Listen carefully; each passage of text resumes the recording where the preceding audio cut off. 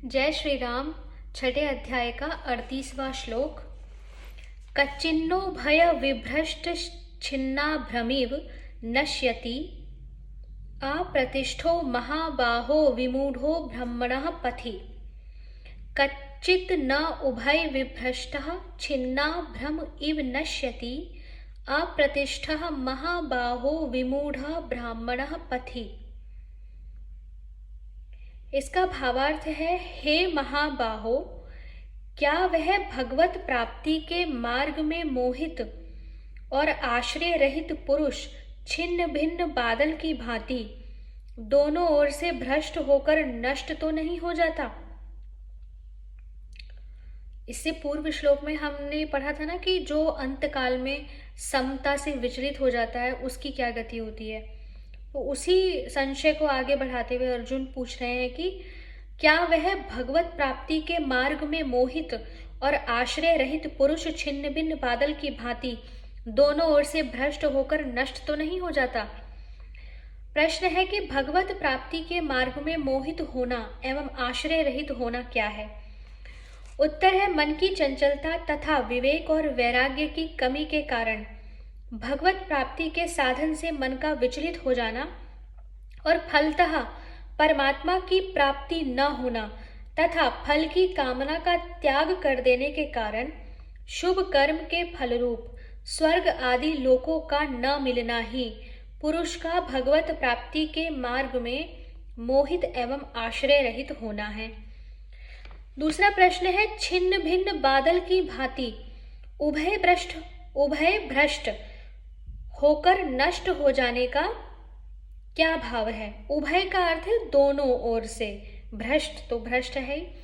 तो इसका उत्तर है कि अर्जुन का अभिप्राय यह है कि जीवन भर फलेच्छा का त्याग करके कर्म करने से स्वर्ग आदि भोग तो उसे मिलते नहीं और अंत समय में परमात्मा की प्राप्ति के साधन से मन विचलित हो जाने के कारण भगवत प्राप्ति भी नहीं होती।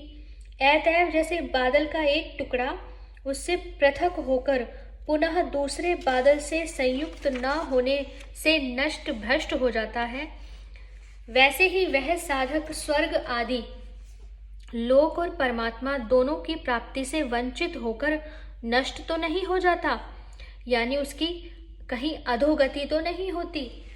जिसने जीवन भर कर्मयोग का पालन किया, कर्मयोग अर्थात फल की इच्छा न करना, तो जो भी आप कर्म कर रहे हैं उसके फल स्वरूप जो आपको स्वर्ग आदि मिलेंगे वो आपको मिलेंगे नहीं, क्योंकि आपने कामना फल आसक्ति से रहित होकर कर्म किया। किंतु अंत समय में जब आप समत्व से हट गए तो भगवत प्राप्ति भी नहीं हुई। तो ये दो तरीके का आपका दोनों तरीके के नुकसान हो गए, ऐसा अर्जुन को लगता है। इस प्रकार शंका उपस्थित करके अब अर्जुन उसकी निवृत्ति के लिए भगवान से प्रार्थना करते हैं। श्लोक संख्या 39। एतन्मे संशयं कृष्ण छत्तुम हरस्य शेषतः त्वदन्यः संशयस्यास्य छेत्ता न ह्युपपद्यते।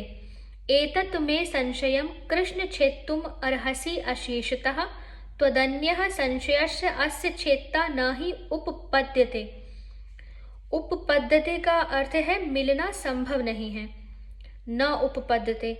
भावार्थ है, हे श्री कृष्ण, मेरे इस संशय को संपूर्ण रूप से छेदन करने के लिए आप ही योग्य हैं, क्योंकि आपके सिवा दूसरा इस संशय का छेदन करने वाला मिलना संभव नहीं है। अर्हसि का अर्हता होती है ना, अर्हता, जैसे आप कोई परीक्षा का फॉर्म भरते हैं तो उसमें अर्हताएं लिखी होती हैं, तो उसका अर्थ है योग्यता। तो अर्जुन कृष्ण को सबसे योग्य मानकर उनसे इस शंका का निवारण पूछते हैं। प्रश्न है कि अर्जुन के इस कथन का स्पष्टीकरण कीजिए। उत्तर है, यहाँ अर्जुन मृत्यु के बाद की गति जानना चाहते हैं। यह एक ऐसा रहस्य है जिसका उद्घाटन बुद्धि और तर्क के बल पर कोई नहीं कर सकता। इसको वही जान सकते हैं जो कर्म के समस्त परिणाम, सृष्टि के संपूर्ण नियम और समस्त लोकों के रहस्यों से पूर्ण परिचित हों। लोक लोकांतरों के देवता सर्वत्र विचरण करने की सामर्थ्य वाले ऋषि मुनि और तपस्वी तथा विभिन्न लोकों की घटनावलियों को देख और जान सकने की सामर्थ्य वाले योगी किसी अंश तक इन बातों को जानते हैं, परंतु उनका ज्ञान भी सीमित ही होता है। इसका पूर्ण रहस्य तो सबके एकमात्र स्वामी श्री भगवान ही जानते हैं। भगवान श्री कृष्ण के प्रभाव को अर्जुन पहले से ही जानते थे। फिर भगवान ने अभी अभी जो चौथे अध्याय में अपने को जन्मों के जानने वाले, अजन्मा, अविनाशी तथा सब प्राणियों के ईश्वर, गुण कर्मानुसार सबके रचयिता और 5वें अध्याय के अंत में सब लोकों के महान ईश्वर बतलाया, इससे भगवान श्री कृष्ण के परमेश्वरत्व में अर्जुन का विश्वास और भी बढ़ गया। इसी से वे यह कहकर कि आपके सिवा मुझे दूसरा कोई नहीं मिल सकता जो मेरे इस संशय को पूर्ण रूप से नष्ट कर सके, इस संदेह का समूल नाश करने के लिए तो आप ही योग्य हैं। भगवान में अपना विश्वास प्रकट करते हुए प्रार्थना कर रहे हैं कि आप सर्वांतर्यामी, सर्वज्ञ, सर्वशक्तिमान, संपूर्ण मर्यादाओं के निर्माता और नियंत्रणकर्ता साक्षात परमेश्वर हैं। अनंत कोटि ब्रह्मांडों के अनंत जीवों की समस्त गतियों के रहस्य का आपको पूरा पता है। अनंत कोटि ब्रह्मांडों के अनंत जीवों की समस्त गतियों के रहस्य का आपको पूरा पता है और समस्त लोक लोकांतरों की त्रिकाल में होने वाली समस्त घटनाएं आपके लिए सदा ही प्रत्यक्ष हैं। ऐसी अवस्था में योग भ्रष्ट पुरुषों की गति का वर्णन करना आपके लिए बहुत ही आसान बात है। जब आप स्वयं यहाँ उपस्थित हैं तो मैं और किससे पूछूं, और वस्तुतः आपके सिवा इस रहस्य को दूसरा बतला ही कौन सकता है। अतएव कृपा पूर्वक आप ही इस रहस्य को खोलकर मेरे संशय जाल का छेदन कीजिए। अर्जुन ने यह बात पूछी थी कि वह योग से विचलित हुआ साधक उभय भ्रष्ट होकर नष्ट तो नहीं हो जाता। भगवान अब इसका उत्तर देते हैं। श्लोक संख्या 40। और भगवान का जो भी श्लोक होता है वो बहुत महत्वपूर्ण होता है। यूँ अर्जुन के श्लोक भी महत्वपूर्ण है। अर्जुन की जो शंकाएं हैं वो हम सबकी शंकाएं हैं। शायद अर्जुन जैसा स्तर तो हमारा नहीं है, पर कहीं ना कहीं अर्जुन का एक अंश हम सब में विद्यमान है जो लगातार प्रश्न पूछता है। तो श्लोक संख्या 40। पार्थ नैवैह नामुत्र विनाशस्तस्य विद्यते, नहि कल्याण कृत कश्चित् दुर्गतिम तात गच्छति। पार्थ न एव एह न अमुत्र विनाशः तस्य विद्यते, नहि कल्याण कृता कश्चित् दुर्गतिम तात गच्छति।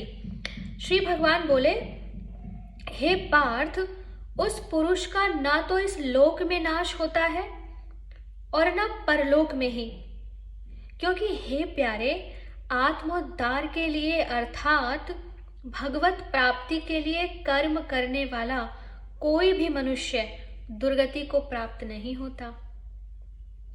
आत्मोद्धार के लिए अर्थात भगवत प्राप्ति के लिए कर्म करने वाला कोई भी मनुष्य दुर्गति को प्राप्त नहीं होता। प्रश्न है कि योग से विचलित हुए साधक का इस लोक या परलोक में कहीं भी नाश नहीं होता, इस कथन का क्या अभिप्राय है। उत्तर है कि वर्तमान स्थिति से पतन हो जाना ही नष्ट होना है। अतः मरने के बाद यदि उसका जन्म इस मनुष्य लोक में होता है तो यहाँ भी उसका पहले की स्थिति से पतन नहीं होता, उत्थान ही होता है। और यदि स्वर्ग आदि अन्य लोकों में जन्म होता है तो वहां भी पतन नहीं होता, उत्थान ही होता है। इस कारण उसका इस लोक में या परलोक में कहीं भी विनाश नहीं होता। वह जहाँ रहता है वहीं परमात्मा के मार्ग में आगे ही बढ़ता रहता है।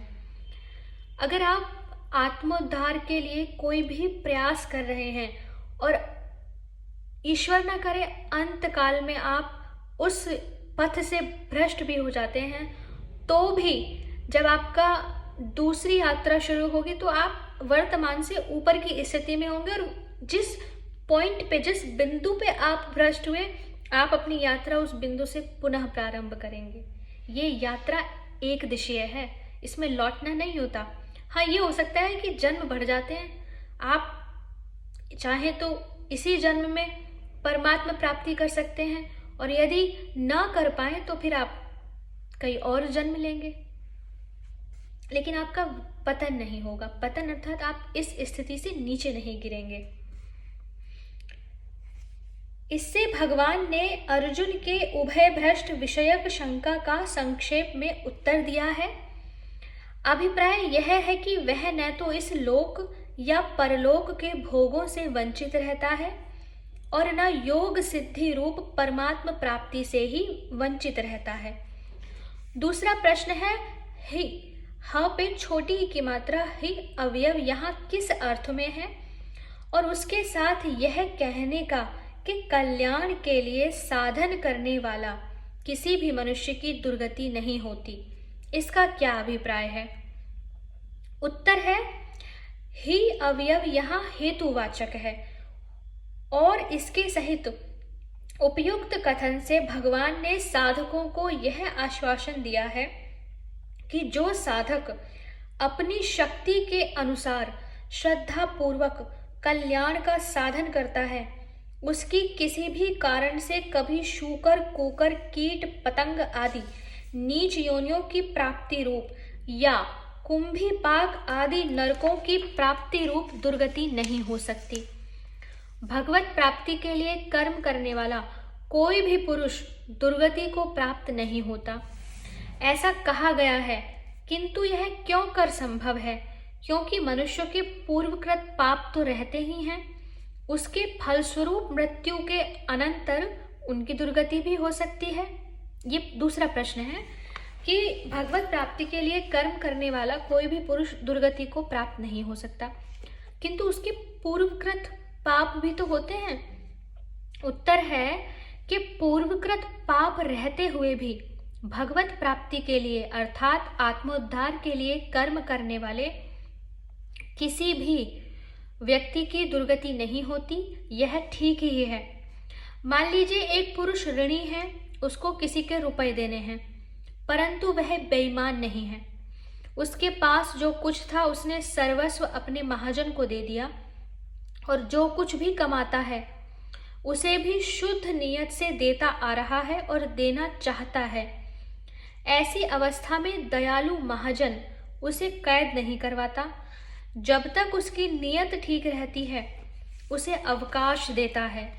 इसी प्रकार भगवान भी भगवत प्राप्ति के लिए साधन करने वाले पुरुष की शुद्ध भावना देखकर उसके पापों के फल को रोककर उसे साधन करके सब बंधनों से छूटने का मौका देते हैं।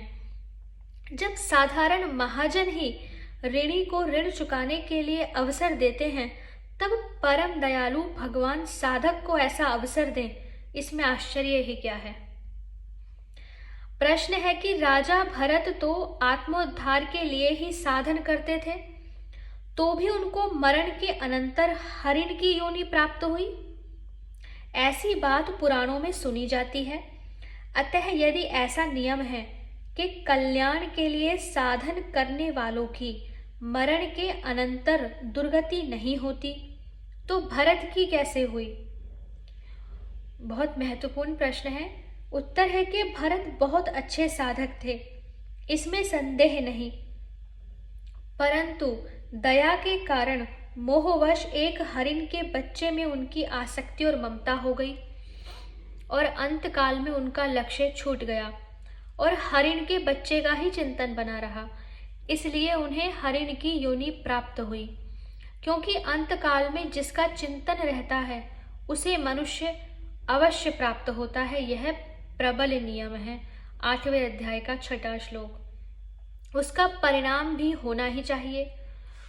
परंतु भरत को पशु योनि प्राप्त होने पर भी वह दुर्गति नहीं समझी जाती, क्योंकि पशु योनि में भी उन्हें पूर्व जन्म का स्मरण बना रहा और वे मोह आसक्ति छोड़कर अच्छे अच्छे साधकों के समान परम विवेक से युक्त रहे और सूखे पत्ते खाते हुए संयम पूर्ण पवित्र जीवन बिताकर दूसरे ही जन्म में ब्राह्मण का शरीर प्राप्त करके पूर्वाभ्यास के बल से शीघ्र ही परम गति को प्राप्त हो गए।